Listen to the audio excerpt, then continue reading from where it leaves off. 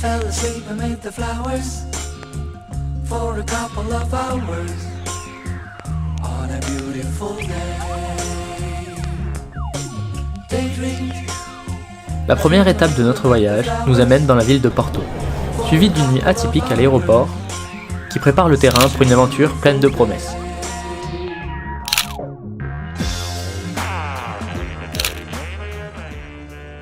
À peine arrivés à Funchal, nous partons à la recherche d'une bouteille de gaz pour nos futurs bivouacs. Nous arpentons ensuite la ville, explorant ses ruelles et son marché. Puis, notre véritable aventure débute par une randonnée jusqu'à la pointe de Saint-Laurent. Devant nous, les falaises escarpées dévoilent des panoramas à couper le souffle, mêlant la grandeur de l'océan à la majesté des montagnes.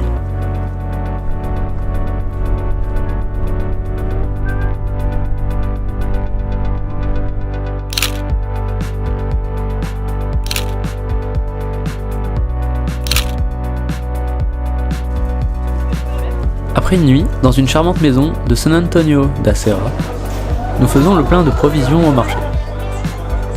Et faisons la connaissance du célèbre cocktail local, la poncha. Un mélange d'eau-de-vie à la canne à sucre, de miel et de jus de fruits frais.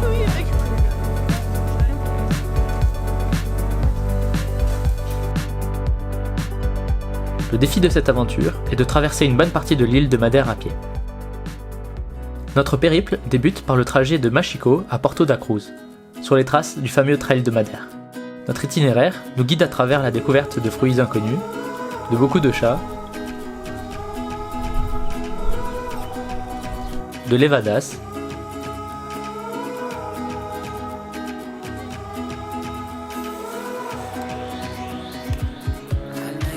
et des sentiers sinueux dévoilant des panoramas à couper le souffle.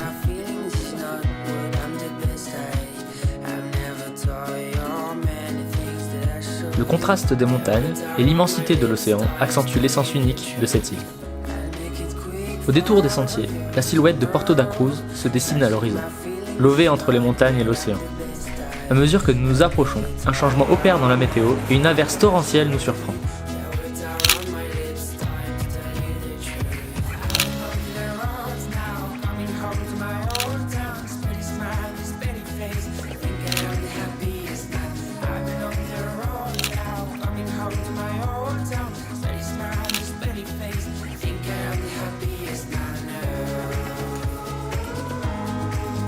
Après une nuit à Santana, notre prochaine destination nous éloigne des rives de l'océan pour nous conduire vers les sommets de l'île.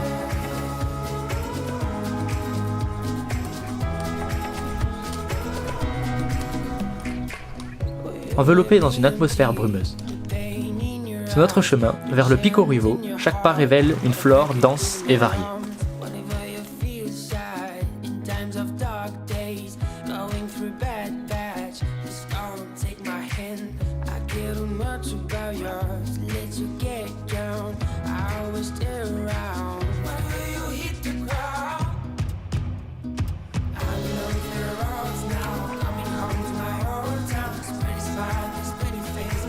Alors que nous progressons vers le Pico Ruivo, les nuages semblent jouer avec les pics, créant une palette de paysages changeant à chaque instant. En dépit des caprices de la météo, notre persévérance est récompensée lorsque nous atteignons enfin le sommet. Le paysage se dévoile soudainement,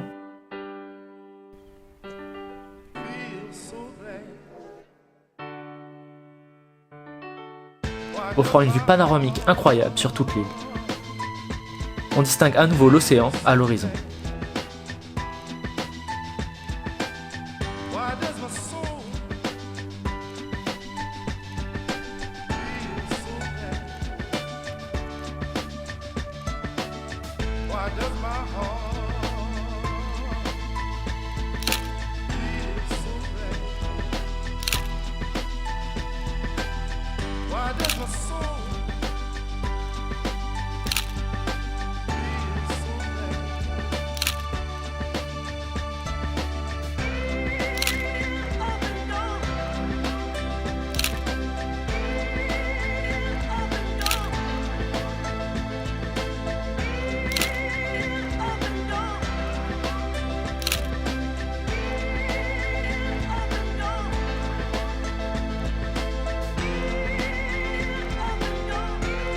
La journée débute aux premières lueurs de l'aube. Notre chance persiste avec un ciel dégagé qui nous offre une nouvelle occasion d'admirer le lever du soleil, aussi époustouflant que son coucher la veille.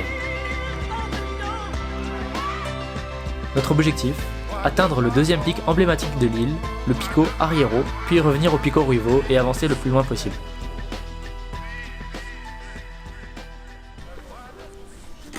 Cette traversée marque une transition, car jusqu'à présent les sentiers étaient presque déserts. Sur cette portion entre les deux pics, nous nous retrouvons régulièrement à l'arrêt, pour pouvoir laisser passer les nombres impressionnants de marcheurs.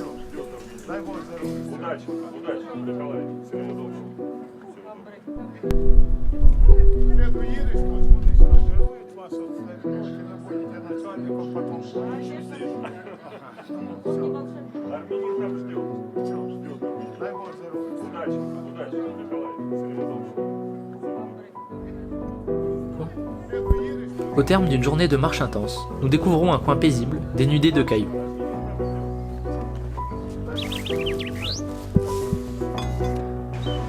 C'est dans cet écrin mystique que nous décidons de poser nos sacs pour la nuit. La pluie et le brouillard nous rend une nouvelle fois visite.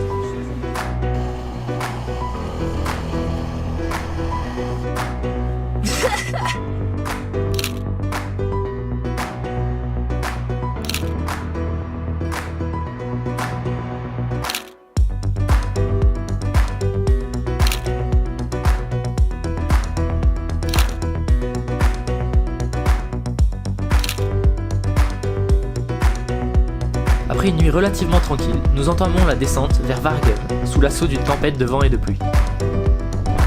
La nature se déchaîne autour de nous, mais la courte durée du trajet joue en notre faveur.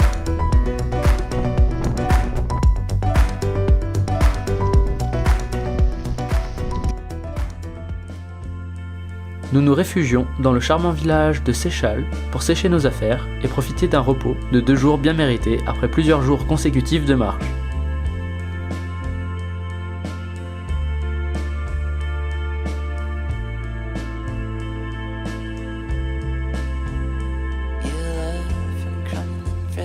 Watching cityscapes turn to dust. Filming helicopters crashing in the ocean from way above. Du poisson frais tout droit sorti de l'océan, le bolo de caco, la poncha, notre coup de cœur, le bar Ribera d'Alaje, offrant à la fois une vue imprenable sur la jetée et des mets de qualité.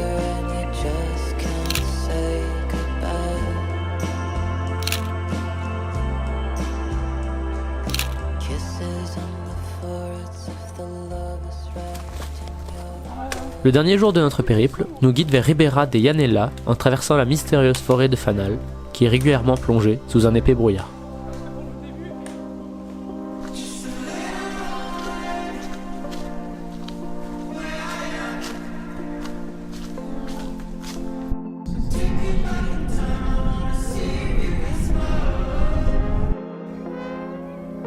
La forêt lorifère de Madère est un vestige exceptionnel d'un type de forêt de laurier autrefois largement répandu.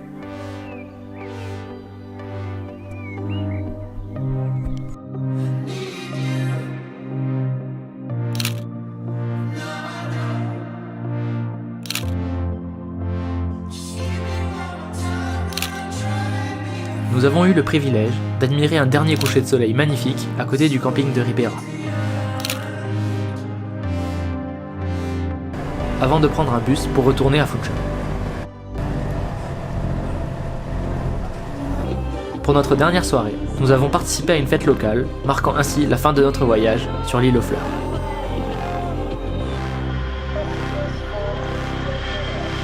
Merci d'avoir regardé cette vidéo et à très bientôt pour un nouveau périple.